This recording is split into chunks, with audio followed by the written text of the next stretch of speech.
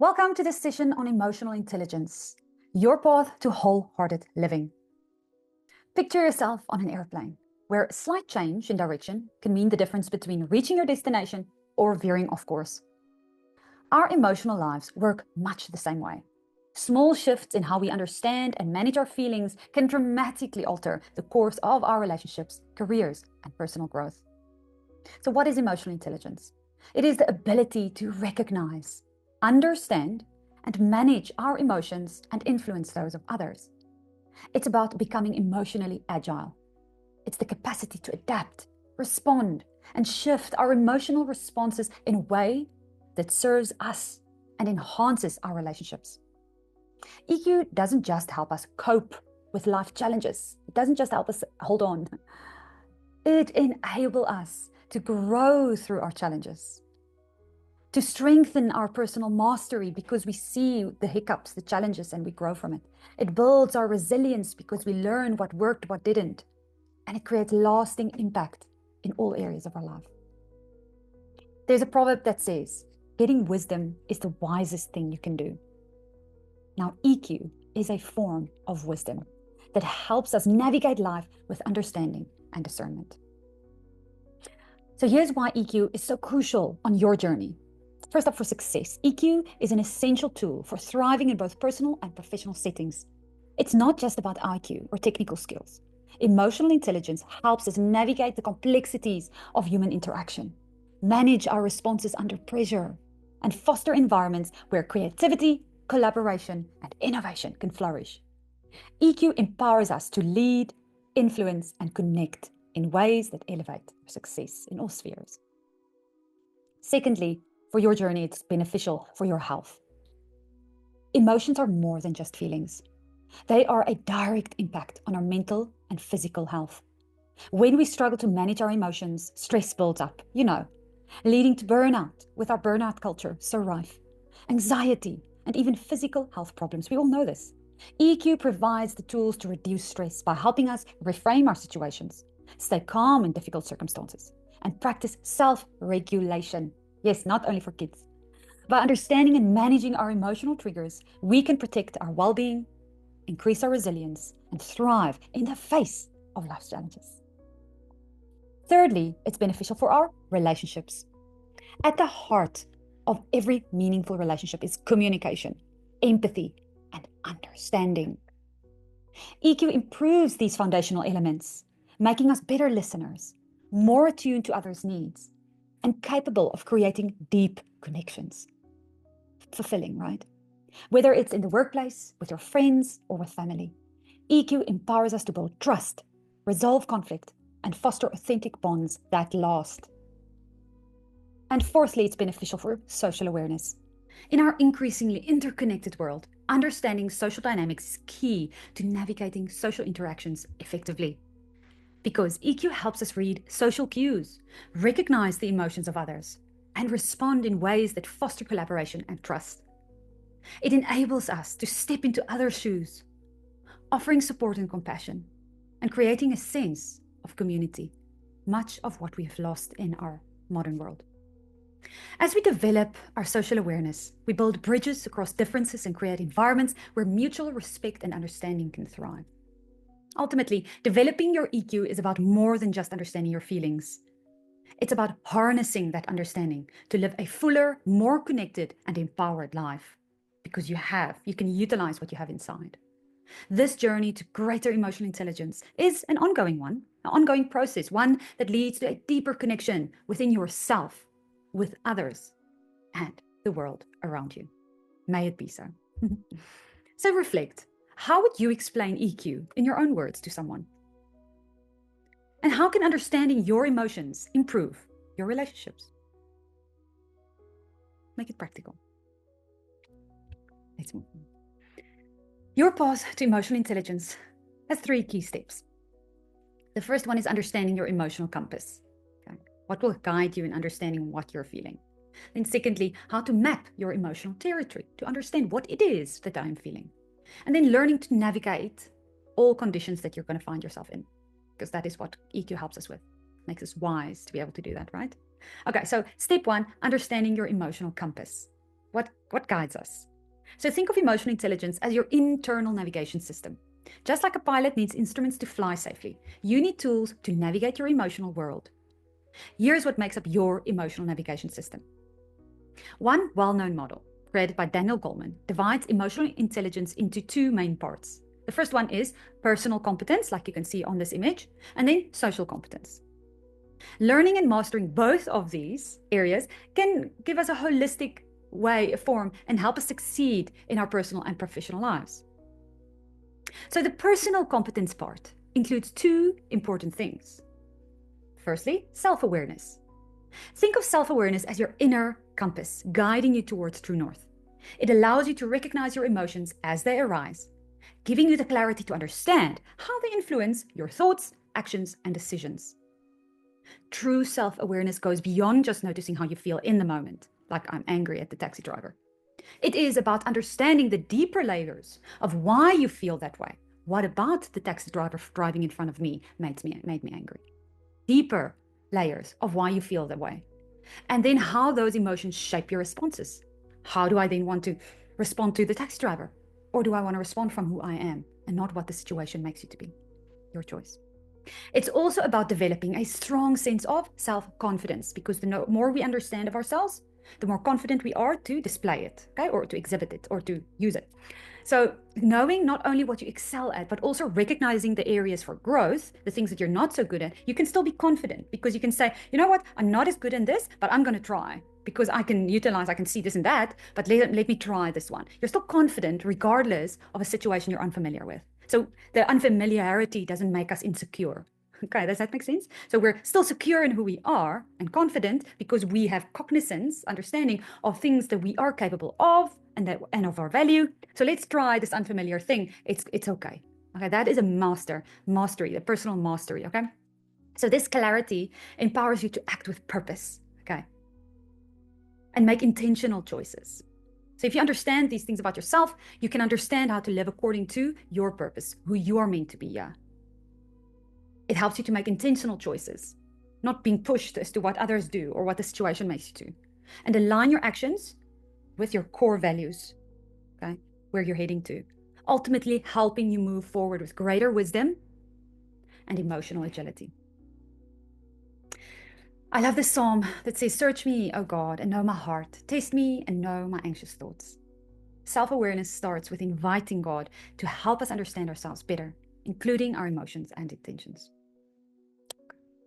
So the second part of the personal competence area is self-management. So after self-awareness, we need to manage what we have become aware of, okay? So think of self-management as your emotional throttle control, helping you regulate your reactions, not only for children, and regulate and navigate life with intentionality, okay?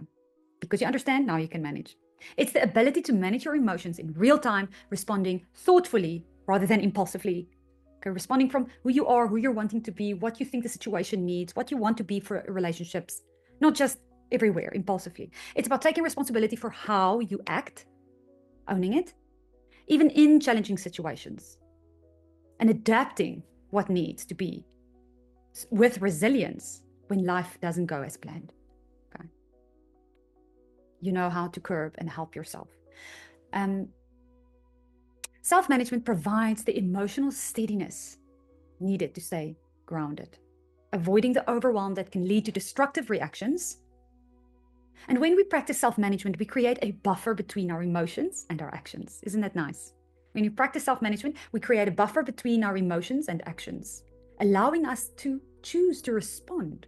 Choose how you're going to respond with clarity, wisdom, and grace, no matter the circumstance. Isn't that a dream? Very powerful. It is able, you're able. Okay. So on the other hand, now we've done the personal competence part with self-awareness and self-management. The other one is social competence, and that has also got two key aspects. The first one is relationship management. Relationship management, this is your ability to navigate relationships with ease, creating and maintaining meaningful connections while fostering collaboration and mutual respect. Okay. Because remember now, the first steps is self-awareness, self-management, then it's relationship management. So we can communicate effectively, have meaningful connection, have collaboration and mutual respect, because we are self-aware of understanding who we are, who we're not. We don't have to be for this person, and who this person don't have to be for us. And we can manage ourselves accordingly, respecting the person for who they are. They don't have to be something different for me, and I don't have to be something different for them. Okay. So self-awareness, self-management, all of that happened before, and now I can have smoother relationships. Okay. Mutual respect, collaboration, better meaningful connection and communication, inspiring and motivating others, and working together towards shared goals. Because we can acknowledge each other's differences, our goals doesn't have to look exactly the same, and that's okay. It's even interesting. Okay. It also involves handling disagreements with grace, finding peaceful resolutions that strengthen rather than damage the bond. Okay. Because again, self-awareness, self-management, I can become aware of what I am feeling. I can have empathy for that. I can understand where that comes from. I can reshape that, reframe that into my truth so that I don't live out of my lies. And then I can choose to respond to self-management from who I am. Also self-management and relationship management, respecting who that person is and where they're coming from, and that is not your fault. Okay. And the way they are behaving is from where they are at, not a reflection of who you are. Remember, they're not defining you. You don't have to react to it. And so when they are in a disagreement with you, or they don't like something, remember, their actions isn't a definition of who you are. It's just an expression of their opinion and their perception. So to step back, to stop, to say, sure, I see you're doing this and this and that, or you're seeing it like this and that and that and the other. I'm seeing it like this and that. Wow, that's different. How can we work together to move forward? Because that's what I want to do. I want to move forward with you. So we come together and look at the problem and move forward with the solution, instead of looking at each other as the problem to go away for us to get our way. If that makes sense. So strong, lasting relationships are rooted in humility, patience, and love. Qualities that form the foundation for managing interactions and resolving conflicts in a way that promotes growth and understanding. And listen, humility, patience, and love, those three things, they work at you, right? But with self-awareness and self-management, if you work with humility, why do you need to be boosting yourself? What is lacking behind it? Where do you still feel unworthy, that you are needing to boost yourself to crave the acceptance and affirmations of others, because it's perhaps still wounded inside of you that you don't feel worthy unless you get praised? That's the enemy of humility. And patience. You're impatient. You're wanting it to have been done yesterday because you're needing something. And perhaps if you understand what you're needing, you can see that it's threatening an unmet need in you. And that unmet need takes you to, well, am I not important enough? Or does nobody care? Okay. And then obviously love. To really love somebody else is to love yourself. It takes a journey to really love yourself and accept yourself for who you are. But you need to understand yourself to accept yourself and love yourself, right? So it's a journey. Self-awareness, self-management in humility, patience, and love. Wow, what a journey. Okay, I can attest to that. And all of us can, right? We've all walked the journey with humility, patience, and love. Okay, so with these principles, we can turn challenges into opportunities to deepen our connections and build trust. Okay. And then the social competence part, okay, of the emotional intelligence model. The emotional intelligence, remember, has got personal competence and social competence. And now we're at the second part of the social competence, which is social awareness. So we've covered self-awareness, self-management, relationship management, and now we're with social awareness. So if ever we get problems in the social awareness area or the relationship management area, do start with self-awareness and then work your way through self-management and to the other areas again. Not because you need to go find problems with yourself. No, believe me, many people are also the problem in a situation, but it's the empowering thing to do, to understand what is happening for me, because you can't control them. You can't know what's going on in their mind. What you can understand is what you're feeling, what you're needing, where that comes from, shape it into your truth and respond from that and move forward, right? So we start with self-awareness, then self-management, relationship management, and social awareness. Social awareness is your radar for tuning into others' emotions and understanding their perspectives. It's the ability to empathize with how others feel, navigating social situations with ease, because it's not about you.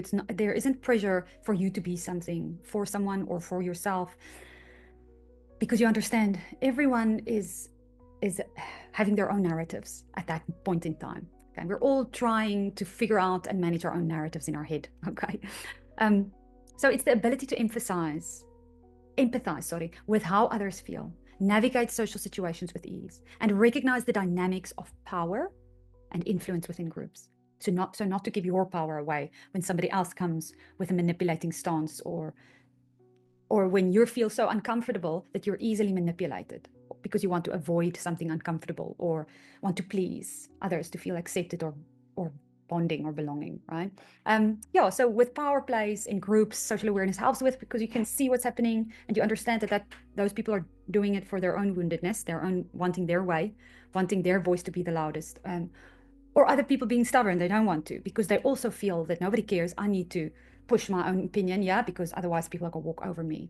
So that's a seesaw effect. Okay, so we want to get to a balanced form of saying, sure, I see that is what you're wanting to do, yet I am also seeing it like this. How can we include that, or how can we move forward differently, perhaps?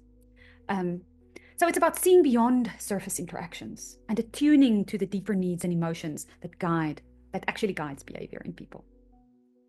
Social awareness calls us to practice genuine care and understanding, responding to others with empathy, authenticity, and a picking up, a deep observation, not just being so occupied with yourself, but being observant, and a deep sense of connection. One can connect with a stranger in a second if one can calm down and be present and authentic. It allows us to build stronger, more trusting relationships, fostering an environment where people feel seen, heard, and valued.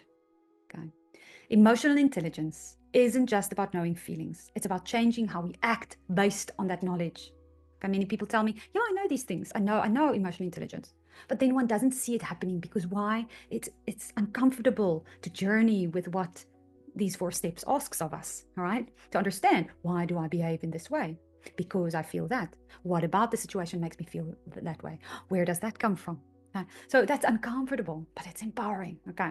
So when we can understand our emotions, we can control our actions. And taking a moment to think and reflect when we're feeling strong emotions helps us make better choices and become more aware of ourselves and others.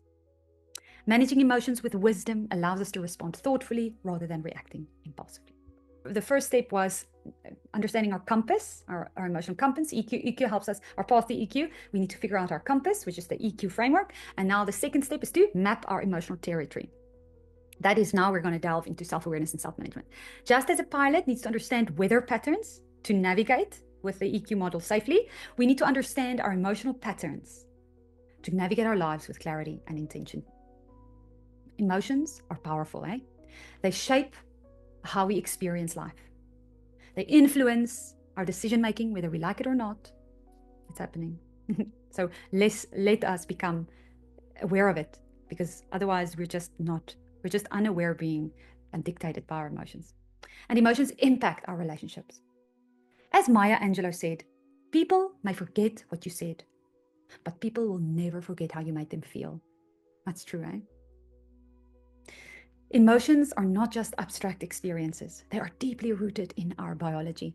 They are chemical and hormonal reactions in the brain that serve as a bridge between our thoughts and our behavioral responses. Between our thoughts and our behaviors is our emotions. The more we understand and regulate this emotional part of ourselves, the better we can grasp the thinking behind it or our responses, allowing us to make wiser and more intentional choices and behavior in life. Neuroscience reveals that emotions are closely linked to the brain's limbic system, the emotional headquarters, if you want to call it, in our brain, which processes and responds to stimuli, things that comes through our 5 senses. Okay, the eyes pick up, the skin feels something, picks up, the smell picks up.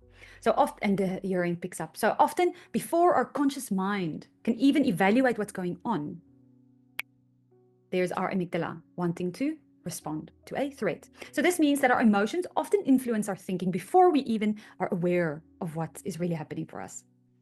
So by learning to regulate our emotional responses, just stepping back, taking a deep breath, okay, in the moment. But then also, when we're calm and not triggered, journal on past experiences, and we're going to have some nice activities, life map and all those kind of things that you can map up your life and understand big emotions for yourself. So by learning to regulate our emotional responses, we can interrupt that automatic reactions in the brain, okay, the amygdala hijack, giving us the power to choose more thoughtful, deliberate responses instead of just acting on that impulse. When we fail to understand our emotions, so if we don't care and we don't put in effort, we will feel overwhelmed, anxious, or stuck, because we can't move forward. Okay, we need to access our emotions to make sense of what we're thinking, to help us navigate what we're thinking, so that we can understand where does that thinking come from. So, however, recognizing how we feel and why helps us stay grounded and empowered. It reminds us that we have the ability to shape our responses, make deliberate choices, and prepare for challenges with clarity and confidence. Okay, even if we know something very challenging is coming up on Friday evening, I can prepare myself and remind myself, speak my affirmations over myself. So as Romans in the Bible reminds us that we need to be transformed by the renewing of our mind. This means questioning and reshaping our thoughts and the reasons that we feel the way we do, to align them with the truth of who we are, fostering emotional growth that leads to more balanced, purposeful living. By mapping our emotional territory, we equip ourselves to respond wisely in any situation, ensuring that our emotional intelligence serves as a powerful ally in every aspect of our journey. So here is the emotion mapping activity. This is how you can map your emotions. Okay. And we are going to take this activity forward to our following tools in the following sessions. So keep it handy.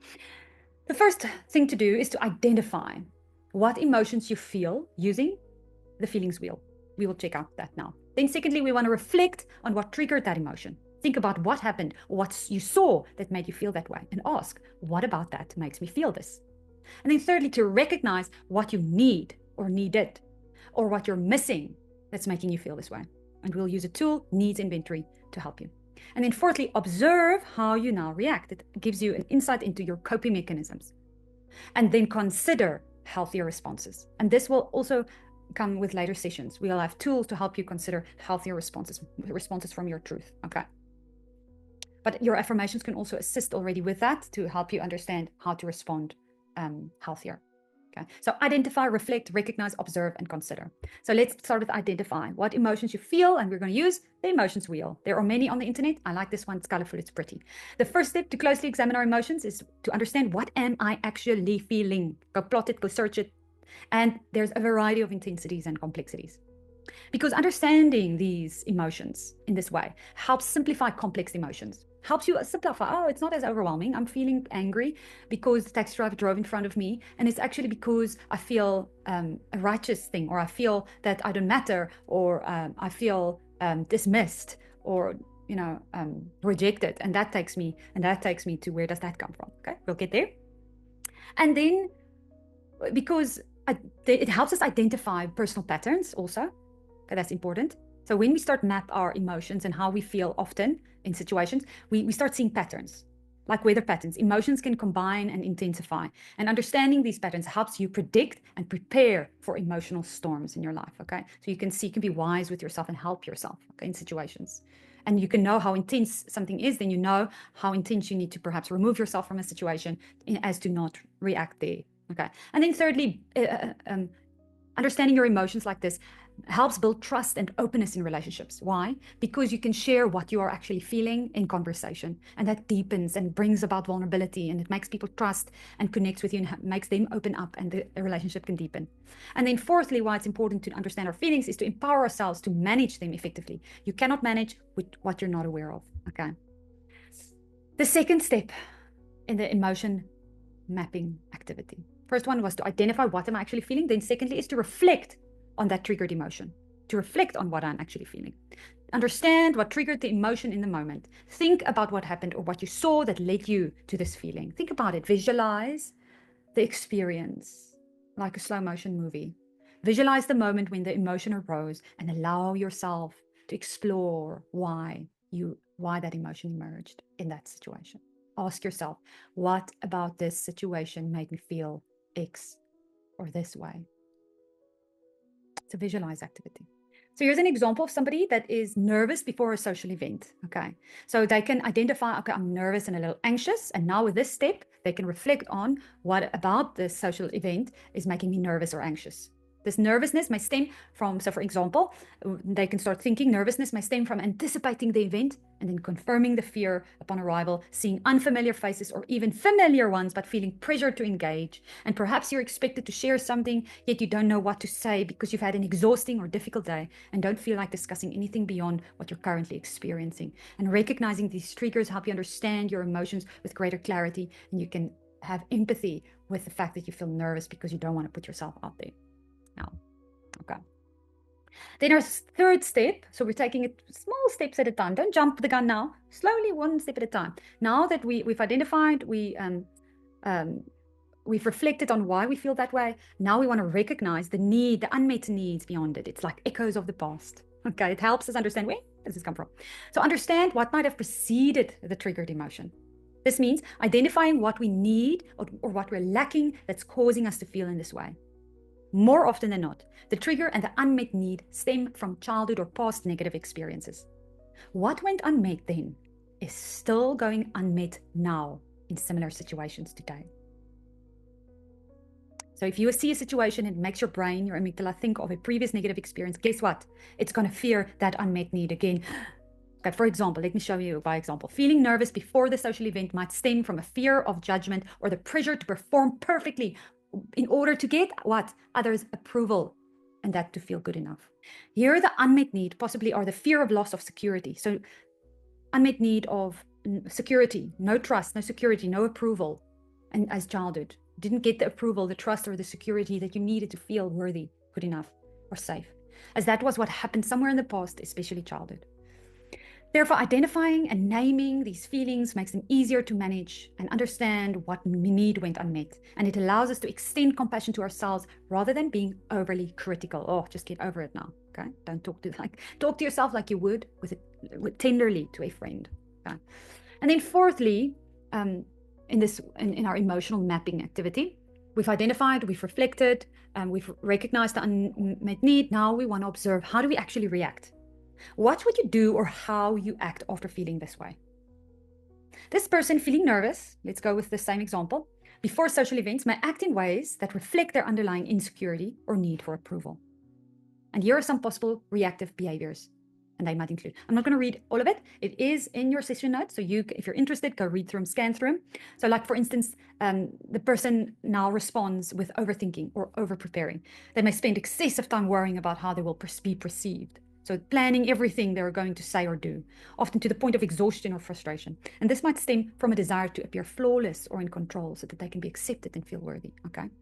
It's all behind those things deep down. Or avoidance, or people-pleasing. They may go out of their way to make others happy in that social setting or avoid conflict, often sacrificing their own needs or their own preferences or opinion. And this might include agreeing with others, even if they don't truly feel that way, just to be liked or accepted. And the heartache of that is that you're rejecting yourself and portraying something that you're actually not. And yes, that might get you indirectly accepted or a sense of belonging for that moment, and that might falsely make you feel good enough or worthy, because you're actually just worthy because of who you are, not because of what others include you in or not. But the thing is that what's actually worse, if you do get accepted or loved because you're now pleasing somebody, it's unhealthy, it's manipulation. But now you're doing that. Now you're getting loved for something you're putting on. And again, it's indirect, deep rejection of who you truly are. So somewhere deep down, it says, you can't be yourself, because then you're not pleasing and then they're not going to like you like this. So who you are is not acceptable. You need to be this persona. Guys, so observing how you react then after your triggered emotion is a good awareness, because you see your coping mechanisms.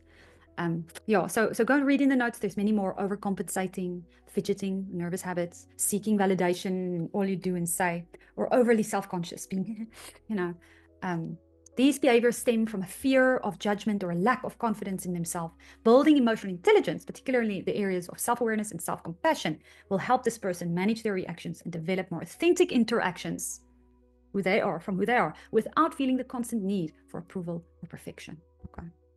And then the final one is and that adds to the cognitive restructuring session that we're going to cover. And it's to consider healthier responses, from reframing and healing the negative irrational patterns that we found into who I am, healthy, truth-based, I'm worthy already as I am. And from there, I want to respond healthier in situations. And I want to be able to, when I get into situations, pause, step back, and choose my response. No, I'm not going that negative way. I'm going the healthy way, and I respond from who I am. Okay. So if how you're acting isn't helping, think about changing how you think about things and heal from past experiences. This can have a profound impact on your ability to manage your nervousness and build confidence. So here's how these shifts can happen. with reframing negative beliefs. That's the one thing I was talking about a lot. So instead of thinking, I need to be perfect for others to accept me, you can begin to reframe this thought into something more empowering, like, I can be myself and that's enough. Let them perceive what they need to. I cannot control their perceptions, only my responses and own behavior. I can only control that. Behave from who you are, not from what the situation makes you. This shift in mindset helps break the cycle of seeking external validation and creates a healthier, more self-compassionate approach to social situations. The other one is healing from past experiences. We're going to touch on that as well. It's developing self-compassion. Changing the way you think involves practicing self-compassion rather than self-criticism. When you make a mistake or feel awkward, instead of judging yourself harshly, gently remind yourself that everyone has moments of discomfort. Healing from past experiences can also involve forgiving yourself for mistakes you've made and letting go of the self-imposed pressure to be perfect. Okay. Forgiveness is quite a journey on its own as well, that one needs to speak over yourself or over the person you're wanting to forgive, continuously speaking it over, that name and what they made you feel. And then, how to consider responses, healthier responses, is to challenge fear-based thinking. Shifting from a fear-based mindset to a growth mindset is key. Instead of fearing judgment, you can reframe social situations as opportunities for learning and growth. By recognizing that it's okay to make mistakes and not everything hinges on others' approval, you can begin to view social interactions with curiosity rather than anxiety. And then breaking the cycle of people-pleasing. If past experiences taught you that approval or acceptance was earned through people-pleasing, you can work on letting go of that habit. Empowering new beliefs, that's what we're wanting to step into. Changing thoughts around social situations from I don't belong to I'm worthy of connection and love just as I am. That can break barriers, okay? And we're going to look at that to embrace the new beliefs about who we are. And then building emotional resilience, getting a little bit more tougher, grittier. By shifting your thinking, you can strengthen your emotional resilience. Rather than reacting to social situations with anxiety, you begin to practice embracing discomfort and uncertainty as a way of life. It's just something that happens. Life is sometimes this uncomfortable and uncertain, and that's okay. I am still confident in who I am. I still love myself. I'm still sure that I will be okay. I will be okay eventually. I'll make it. I've made it before, okay? It builds confidence and helps you trust yourself in social situations. So ultimately, changing how you think and healing from past experiences allow us to regain control over our emotional responses, replacing nervousness or whatever you're feeling with self-empowerment and leading to more positive, authentic interactions. Now it's your turn. So in your session notes, you can go over this activity. How do your emotional weather patterns influence your daily interactions and decisions? Go practice. Over the next few days, use the emotion mapping activity. Identify your emotions, reflect on what triggered them, what about the situation made you feel that way. Recognize any unmet needs that stems from childhood or past trauma, negative experiences. Observe how you will react and see your coping mechanisms, and consider healthier responses from who you are, not what the situation makes you, okay? After practicing this, ask yourself, how have my emotions shaped my choices in life? And have I been reacting based on old patterns? And can I now learn to respond with greater emotional intelligence? Okay. And then the last step, step 3 in your path towards emotional intelligence, with 3 steps. The first one was to identify your compass, the EQ model. The second one was to map your emotional territory with the emotion mapping activity. And now your step 3 is learning to fly in all conditions. So we want to live in all conditions, from intact who we are authentically. Okay. So now that you understand some form of emotional landscape and are becoming aware of your emotions, their triggers, the origins of it, and the narrative surrounding them, let's develop skills to navigate and regulate them effectively. While emotional awareness is a lifelong journey, we can safeguard ourselves by learning to regulate our emotions with some practical techniques. The first one is balancing emotions. We need to balance our emotions into a desirable middle, not seesaw our emotions. For instance, if you've always been not brave, or I don't want to say cowardice, but hiding away or avoiding, and now all of a sudden you're going to risky behavior, that's seesawing. Okay, we want to get to a balance of bravery. So to use emotions constructively, we can apply Aristotle's concept of the golden mean, which teaches that ultimate virtues, isn't it beautiful words, ultimate virtues, that is ultimate ways of being or behaving, exists between extremes, in the middle of extremes. So managing or regulating emotions effectively means finding balance, neither suppressing nor overindulging your emotions. Okay, not let it dictate you by being dragged by it or by sitting on it. But for example, courage lies between recklessness and cowardice. Okay, courage. There's a form of both in there. You can't courage to that. It becomes reckless if it's too risky, but you cannot also call it courage if it's too cowardice, because then it's just safe comfort zone, right? Or focus. What the ability to focus falls between obsessive fixation, being obsessive fixating about something, and indifference, can't care. So focus is between those two, or giving up, indifference or giving up. Similarly, qualities like tidiness and organization, okay, balance between complete disorder, chaos, and excessive perfectionism. There lies tidiness and organization. And while patience sits between passivity and haste or impulsivity, okay, patience. So we can work with all those words and deal with what makes me hasty, impulsive, okay? And as we clean it, or passive, and as we clean them up, we come to patience. Or as we clean up disorder or excessive perfectionism, we get to organization, organized. If we clean up obsessive fixation and giving up or indifference, we get to focus. If we clean up recklessness and cowardice, we get to courage, okay? And when I say clean up, it means we work through what those words is and mean, the reasons why I sometimes behave like that, where that come from, and heal it, okay? So our endeavor in the journey toward emotional intelligence is to grow in the wisdom of how to find that middle ground, that golden mean. This growth comes through reflecting as we go along our path in life. If we realize that I was quite cowardice there now, so to understand what about the situation make me cowardice? What did I feel? Where does that come from? Never stopping the process of reflection, always humbly open to learning and becoming aware of deeper insights and wisdom. So applying reason to emotion to handle emotions wisely, one can do 5 things. Notice and understand your feelings, just like the mapping activity. Then, before reacting, evaluate the situation. Is this the best one for the circumstances? Okay, evaluate. What will happen if I behave like this now in this situation? Thirdly, consider consequences and alternatives. What will be the consequences of me behaving like this? What can be an alternative that I would rather want? And then change accordingly. Fourthly, align your actions with your values. So align your actions. So if you're somebody that's passionate, like passion is one of my values, I'm going to behave passionately or not. Okay? So if I can't behave, if I don't feel passionate about something, I need to go and figure out what's going on for me. And then fifthly, seek outside perspective if needed. Okay? So go ask people that you think might know how to behave in this situation, or that might have more information. And then you go back. So for example, when facing public speaking anxiety, pause to examine your fear logically. Remind yourself that one presentation doesn't define your worth. Okay? And most people focus on your message, not judging you. So through practice, you can reframe such situations and build confidence. This process of cognitive restructuring helps us change emotional responses by adjusting our thoughts and perceptions. Okay. So now, here's an activity to journal on. To practice the golden mean, to find balance in your emotions. And I'm going to let you to go to the session notes to complete this activity. Think about recent situations where your emotions felt perhaps too intense or too muted. Okay, so go and complete that exercise for some clarity. And then the second part in this third step of navigating how to fly in all conditions is the emotional energy matrix. It's a powerful tool for visualizing how our emotions affect us.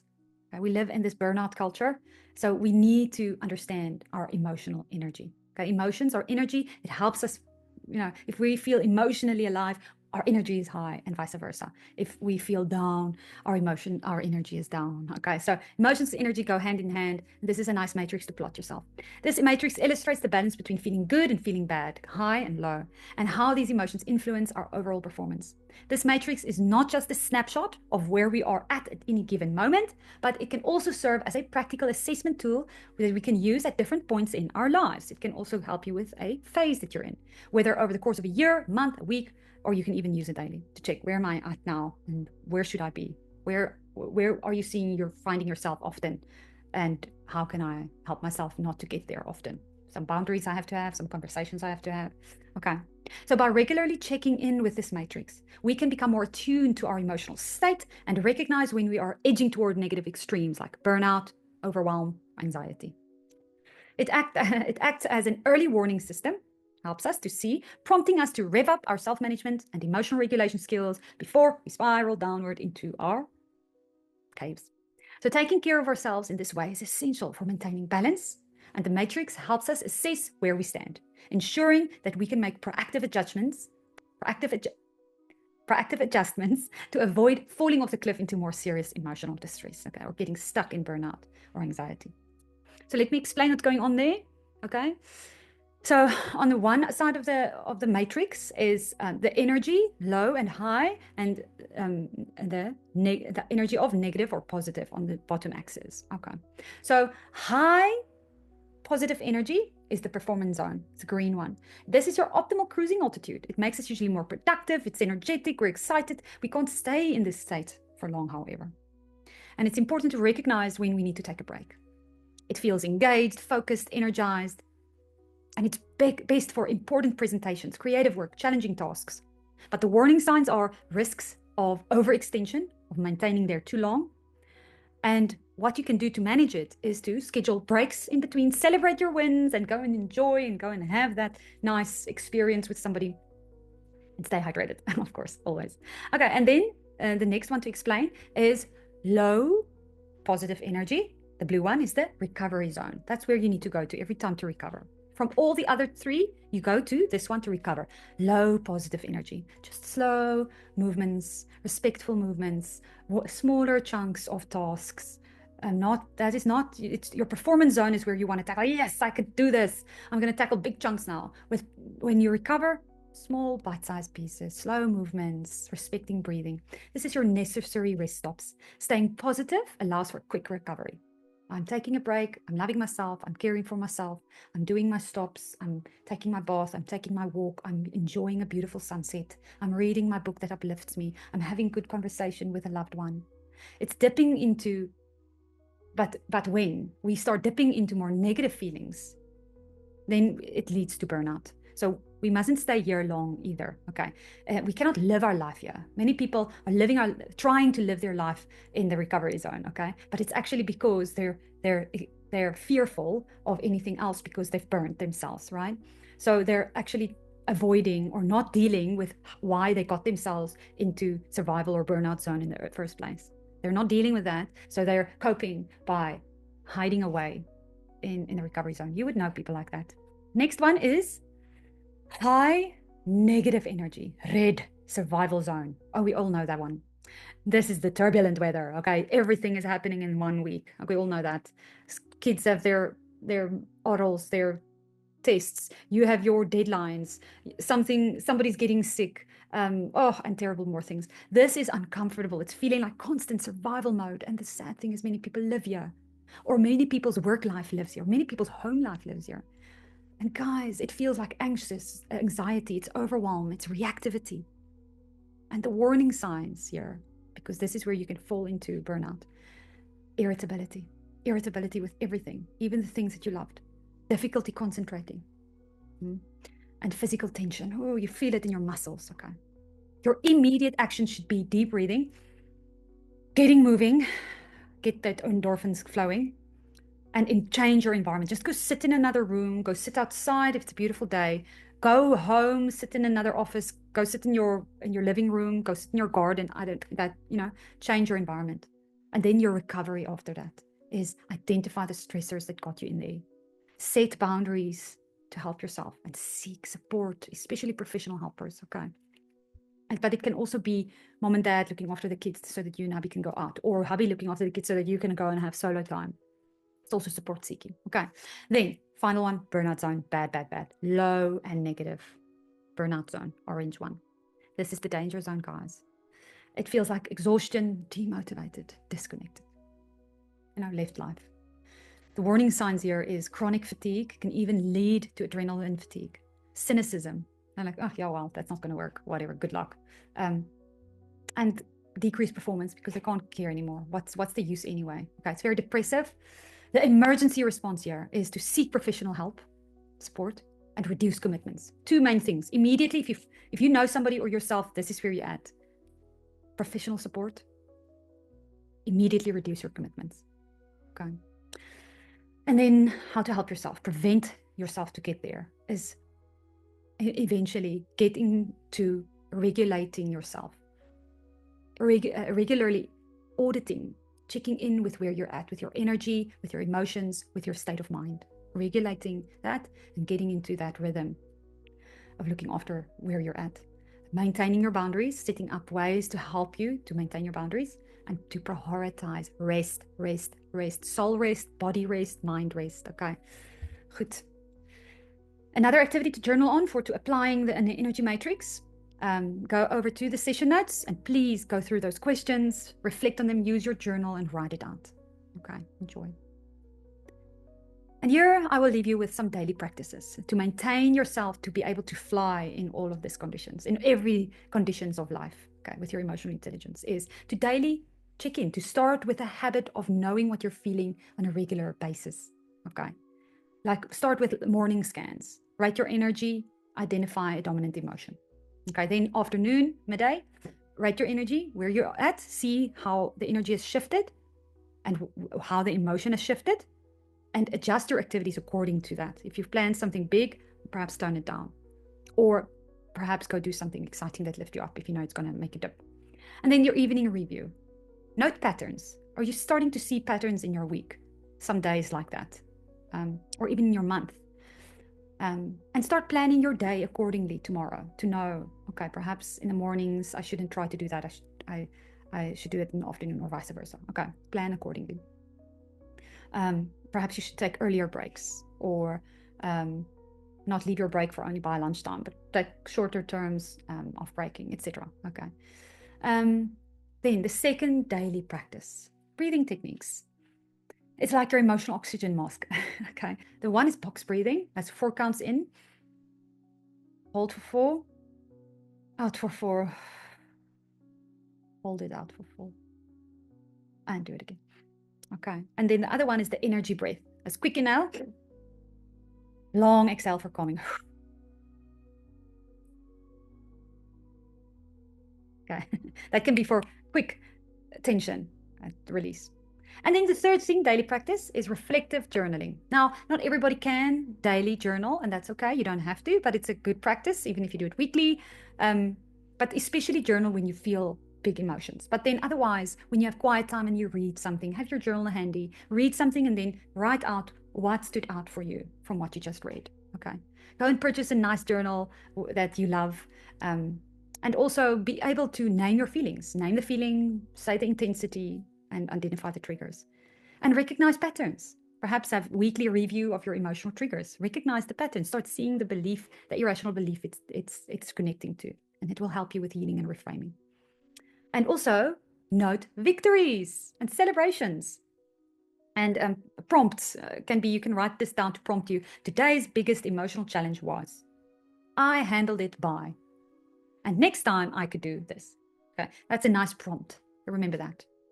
And then final one, daily practice, gratitude and meditation. Remember, meditation has become a strange word out there. Meditation just means we're reflecting, prayer, by quiet time, alone time. It helps us process what's going on without it, becoming calm and peaceful. Okay, and gratitude helps us get into that atmosphere. Okay, and prayer as well. Okay, just thanking for what you have, where you've come so far from, what you've healed, what you can see, what you've become aware of. And what you're understanding now, just to be grateful for that, what you're able to do, what you'll be able to practice. And then being prayerful about what you've realized, what emotions you are experiencing, and having quiet time and thinking about those, thinking of the things you're grateful for. Meditate on those good things. Meditate on things that you are hopeful for. Meditate on the healthy affirmations of who you are, and read things about uplifting you and helping you grow. Okay, and journal on that. So then there's a last big reflective question to journal with, like your homework. And after completing this activity, please fill in the 1-pager cheat sheet. Okay, so that it's like a pager with blocks where you can write in. It helps you with prompts as to how to complete it. You can even use that 1-pager to complete your activity, this one. Or you can use your journal and then just summarize in the one pager. But this is the 5 steps of the emotional mapping activity, but with a bigger emotional habit or response pattern that you've recognized that you want to shift in yourself. Okay, go to your session notes, go complete it and enjoy. Remember, this journey is like learning to fly. Start with small flights in good weather before tackling the storms. Be patient with yourself and celebrate every bit of progress. Enjoy.